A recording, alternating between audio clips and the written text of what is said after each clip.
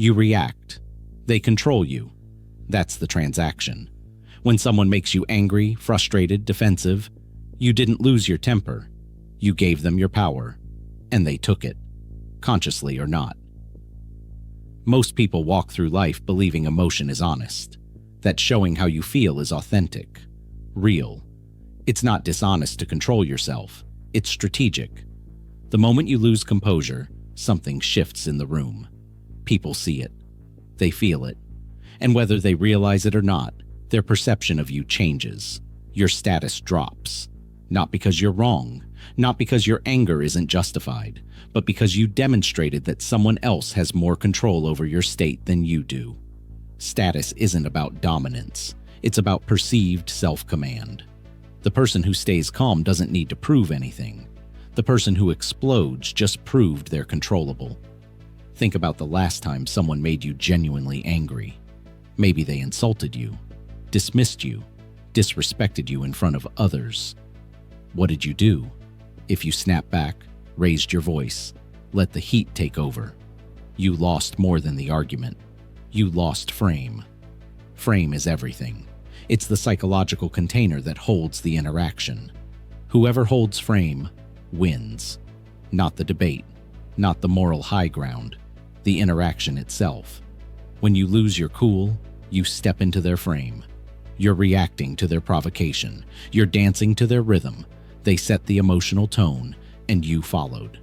That makes them the leader of that moment, even if you're technically in charge. People respect those who can absorb pressure without breaking. Not because it's noble, because it's rare. Most people are one comment away from emotional collapse. One bad day, one perceived slight. They're fragile, and everyone can sense it. So when you stay composed under the same pressure that breaks others, you signal something deeper. Self-regulation, discipline, emotional wealth. You're not easily spent. Status is largely about resource perception. Does this person have margin, or are they already operating at maximum capacity, one inconvenience away from shutdown? When you lose your cool, you signal you're maxed out. You don't have the bandwidth. You're emotionally poor, and people instinctively move away from emotional poverty. Here's the uncomfortable part. The person who provoked you, they might not even care about the topic. They wanted to see if they could crack you. Consciously or unconsciously, they tested your composure. And when you broke, they got their answer. You're breakable. Now they know. And that knowledge changes everything moving forward. Every future interaction carries that information. They know where your threshold is. They know what gets to you. And if they're strategic, they'll use it again. Not maliciously, necessarily. Just naturally. Because people exploit what works. You taught them how to lower your status. There's a coldness to this that people don't want to accept. We like to believe relationships are built on warmth and honesty and mutual respect. And they are. But they're also built on calibration, on testing, on figuring out who can withstand what. The people who rise aren't necessarily the kindest or the smartest. They're the ones who don't crack under social pressure. Anger is expensive. It costs you clarity. It costs you strategy. It costs you the ability to respond effectively. When you're angry, you're not thinking. You're reacting. And reactions are predictable. Predictable people are controllable people. Someone who can make you angry can make you stupid. They don't need to beat you in an argument. They just need to get you emotional. Once you're emotional, you'll beat yourself. You'll say something you regret. Overcommit to a bad position. Burn a bridge you needed. All because you couldn't stay centered. The most dangerous people aren't the loud ones. They're the quiet ones who never seem bothered. The ones who absorb your aggression and don't flinch. You throw heat at them and they remain cool. That's unnerving, because it means they're operating from a different place than you are. You're in survival mode. They're in assessment mode. They're watching you lose control and gathering information. How you attack, what you prioritize, where you're insecure. And when you're done, exhausted from your own outburst, they'll respond calmly, precisely, and they'll dismantle you with fewer words than you used to dismantle yourself. This isn't theory.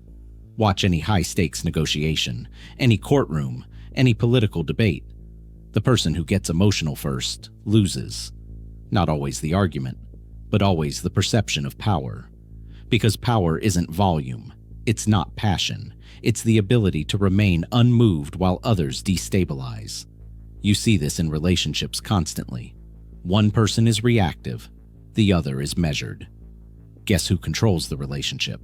Not the one expressing the most feeling, the one managing their own state regardless of the other's behavior. That's the imbalance that builds resentment. The reactive person feels like they care more, like they're more invested, more honest, but really, they're just more controlled. The calm person didn't disengage, they just refused to be destabilized, and that refusal is what maintains their position. It sounds manipulative when said plainly, but it's just true. People organize themselves around stability, emotional or otherwise. If you're stable, people orient toward you. If you're volatile, they manage you. And being managed is low status by definition. You become the problem to be handled rather than the person to be consulted. Here's what makes this difficult. Losing your cool often feels justified. It feels like the appropriate response. Someone crossed a line, violated a boundary, disrespected you publicly. And maybe they did. But your anger doesn't fix that. It just confirms that they successfully affected you. There's a concept in psychology called emotional contagion. When one person experiences a strong emotion, the people around them start to feel it too. It spreads. But it only spreads if there's a receiver. When you refuse to catch someone's anger, their frustration, their panic, you break the circuit. The emotion has nowhere to go. It doesn't amplify.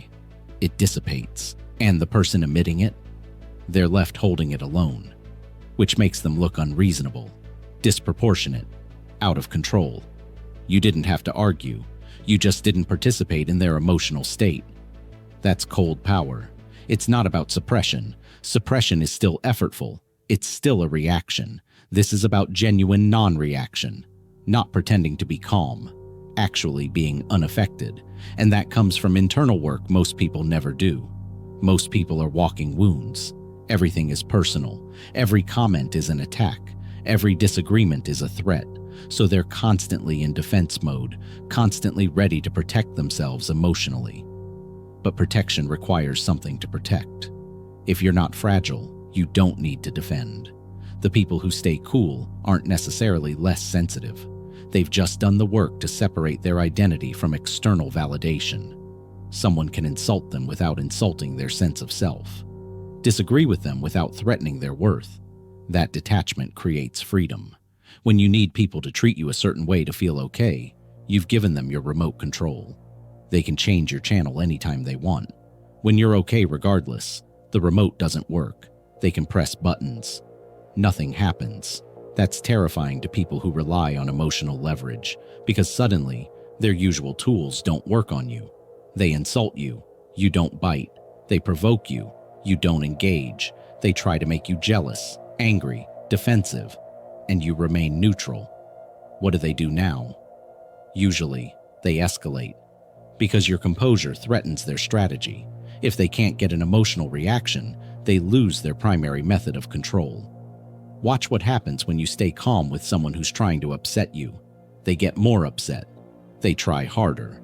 They might even accuse you of not caring, of being cold, detached, which is ironic because they're the ones who tried to manipulate your emotional state first.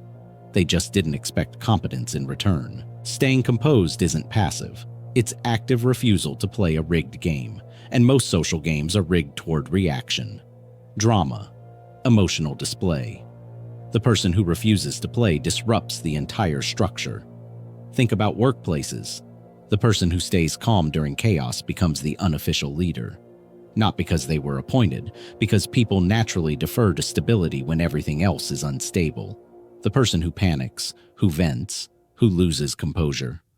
They might be right about the problem, but no one's looking to them for solutions.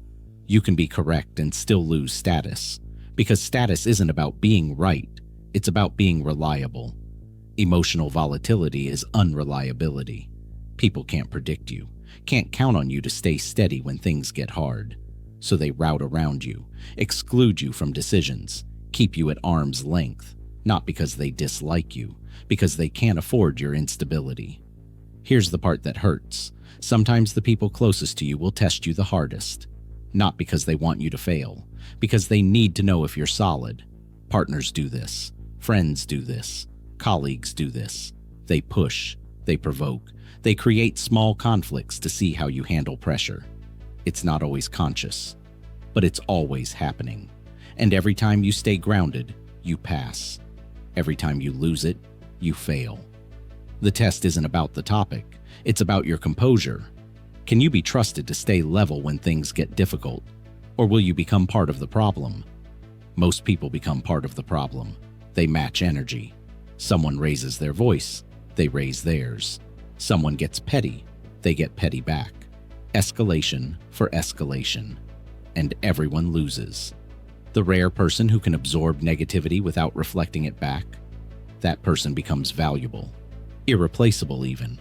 Because they break cycles instead of perpetuating them. There's a specific kind of loneliness that comes with this. When you stop reacting, people notice. Some respect it, others resent it. The ones who resent it are usually the ones who are relying on your reactions. They're used to pressing buttons and getting results. When the results stop, they feel powerless. And they don't like it, so they might accuse you of changing, being distant, not caring anymore. What they mean is, you're not controllable anymore. And that's uncomfortable for them, because now they have to relate to you as an equal instead of someone they can manipulate. Some relationships won't survive your composure. That's fine. Those relationships were built on your weakness, not your strength. The relationships that deepen are the ones where both people can remain grounded, where conflict doesn't mean chaos, where disagreement doesn't mean destruction. Those are rare, but they're the only ones worth having. Status in relationships works the same way it works everywhere else. The person who needs less controls more, not because they're withholding, because they're complete. When you lose your cool, you reveal need. Need for validation. Need for control. Need for the other person to behave a certain way so you can feel okay. That need is a liability. It gives the other person leverage over you. When you stay composed, you demonstrate sufficiency. You're okay whether they agree with you or not, whether they validate you or not, whether they submit to your frame or not. That's attractive. Not in a superficial way, in a fundamental way.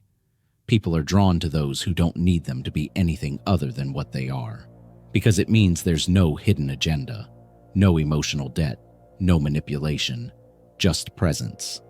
Calm, solid presence. That's high status, not because of arrogance, because of abundance.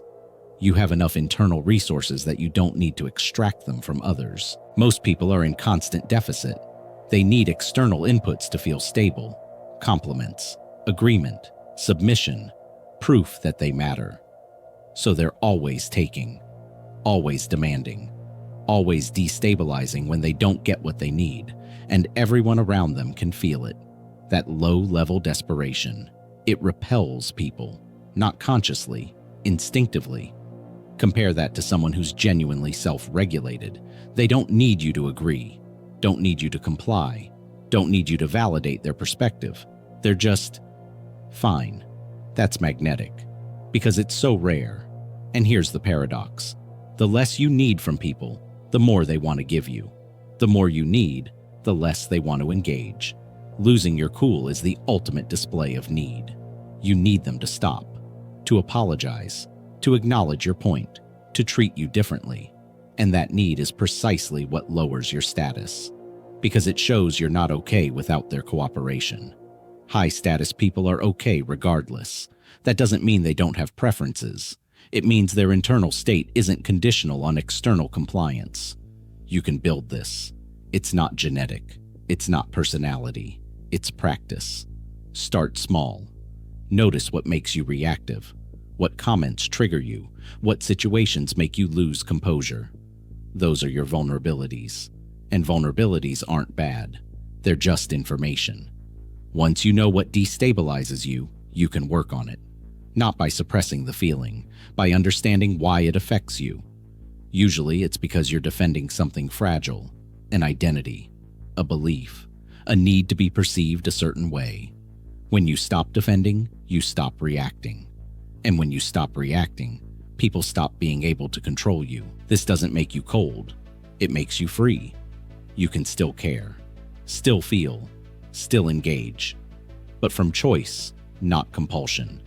That's the difference. Reactive people are compelled. Something happens. They must respond. The response is automatic, predictable. Composed people choose. Something happens. They assess, then decide. Maybe they respond. Maybe they don't. But it's always a choice, and choice is power. When you lose your cool, you lose choice. The emotion takes over. You're not driving anymore. The feeling is. And everyone watching can see it. They see you're not in control of yourself, which means you definitely can't be trusted to control anything else. That's the status drop. Not because you were emotional, because you were controlled by emotion. There's a difference. Choosing to express emotion strategically is one thing. Being hijacked by it is another. High-status people might raise their voice, but it's calculated, intentional, a tool, not a loss of control. Low-status people raise their voice because they can't help it, because the feeling overwhelmed their capacity to choose. The external behavior might look the same. The internal reality is completely different, and people can sense that difference. Even if they can't articulate it, they know when someone's driving and when someone's being driven. You want to be the driver. Always. That requires building capacity, emotional capacity, the ability to feel something intensely without being consumed by it. Most people have small containers, a little bit of anger, frustration, disrespect, and they overflow. You need a bigger container, one that can hold intensity without spilling. That's what makes you unshakable. Not the absence of feeling, the presence of capacity. You feel it all. You just don't let it run you. And that capacity is built through exposure, through deliberately staying calm in situations that used to make you reactive. Over time, your threshold increases. What used to break you now barely registers. Not because you're numb, because you're strong. And strength, real strength, is always calm. Desperation is loud. Power is quiet. When you lose your cool, you're being loud. And everyone knows what that means. You're desperate. For control. For validation. For the situation to change. When you stay composed, you're quiet. Even if you're speaking. And quiet power is the only kind that lasts. Because it doesn't need to announce itself. It just is. People feel it. They adjust to it. They respect it. Not because you demanded respect, because you embodied it. Status isn't given, it's recognized. And it's recognized in those who don't need it, who are complete without it. The moment you need status, you lose it. Because need is low status, sufficiency is high status. So the path is simple, not easy, but simple. Stop needing external conditions to feel okay. Stop letting other people's behavior determine your state. Stop reacting automatically to provocations.